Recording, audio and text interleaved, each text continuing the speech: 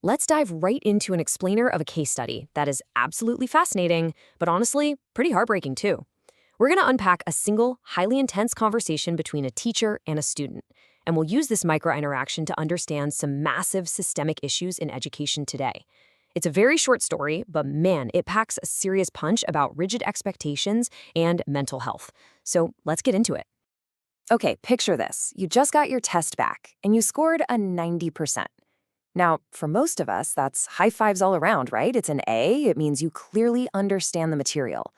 But in the hyper-competitive environment we're looking at today, that exact same number isn't a victory at all. For this student, it's a trigger for absolute panic. And that plunges us right into the middle of this conflict. We have a student literally in tears, begging their teacher for 5 more marks.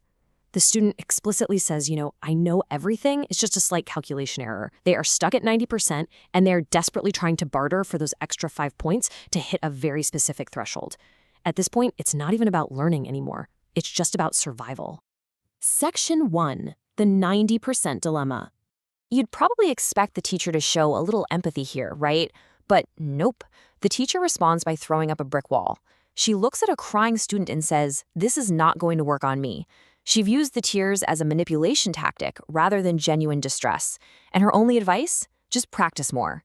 In this moment, there is zero room for emotional support. There is only the rigid boundary of the grading rubric. Moving to Section 2, concept versus procedure. What's really interesting is that this emotional standoff actually highlights a huge debate in education. On the one hand, you have the student's modern perspective. They're arguing that in the real world, computers do the calculating. Their tutor even told them that if you understand the core concept, a tiny procedural slip shouldn't ruin your score. But on the other hand, the teacher demands procedural perfection. To her, knowing the concept but messing up the math is equally bad. It's a classic clash between modern, concept-based learning and old-school, rigid execution. And the teacher uses this pretty intense analogy to back up her point. She anchors her argument by comparing a minor math mistake to a massive real-world systemic failure. She basically says, look, if the post office has a 1% error rate, thousands of letters get lost. Total chaos. Therefore, a student making a tiny calculation error has to be heavily penalized. I mean, it's logical, sure, but it completely strips away the human element of, a child actually learning in a classroom. Let's look at Section 3, the unseen parental pressure. Here's where the story takes a really dark turn. The student's desperation, it isn't actually about the teacher at all. It reveals this crushing, unseen force waiting at home. A mother's unyielding expectation that anything below a 95% is a total failure. Notice how that quote just trails off.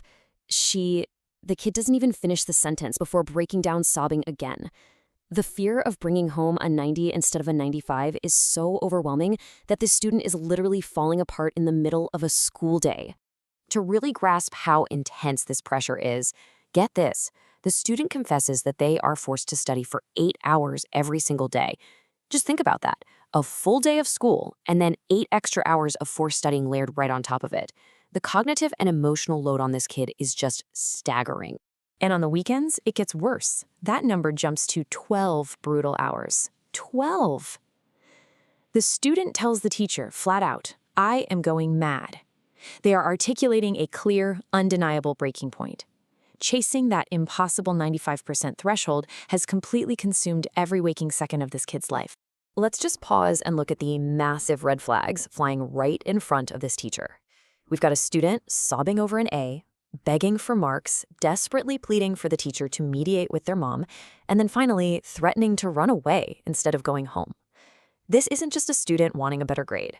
This is a severe mental health crisis, plain and simple. So the student begs the teacher to please just call their mom. And the teacher's response? "I don't have the time." Seriously. Even when faced with a child threatening to run away, the teacher just dismisses them, says the mother has their best interest at heart, and once again tells the kid to just practice more. The systemic wall stays completely unbroken by this very human crisis. Which leads us to Section 4, the tragic disappearance. That refusal to intervene leads to a truly chilling reality. The source material tells us simply, the student went home and never returned to the school again. We have no idea what happened. Did they run away? Did something worse happen? Did they just transfer? We are left completely in the dark, and the teacher is left wondering what happened to him. But it's clear the consequences of that high-pressure environment finally snapped. Fast forward a bit to Section 5, the systemic shift. Over time, a change in the educational structure forces us to reflect on this whole debate. The school board eventually introduced multiple choice questions, or MCQs, and structurally, this cemented the teacher's rigid stance. Think about it. If a student knows the underlying concept, just like our student did, but messes up the calculation slightly, their answer won't match any of the A, B, C, or D options. There's no partial credit for showing your work. It's just a total failure.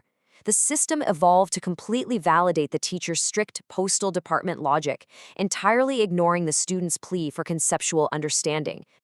Now, you might be wondering, does the teacher feel any guilt about the student who vanished? Well, not exactly. She rationalizes her inaction by viewing herself as a dedicated employee who just followed the rules. She tells herself she was doing her bit, working past her scheduled hours, delivering her best every single day. She actively decides she cannot be responsible for what happens in a student's home. It's this really striking example of how well-meaning people can uphold deeply damaging systems just by keeping their heads down and following instructions. And that brings us to our final section, Section 6. Who is responsible? At the end of the day, we're left with this massive question hanging in the air. Who is actually to blame here? Was it the demanding mother whose impossible 95% standard drove her kid to the brink? Was it the rigid teacher who chose protocol over basic human empathy? Or is it the flawed educational system itself, which prioritizes standardized perfection over a student's actual well-being? Think about the high-pressure systems in your own life. Which gear in the machine actually holds the blame when the whole thing finally breaks down? It's something we all really need to consider.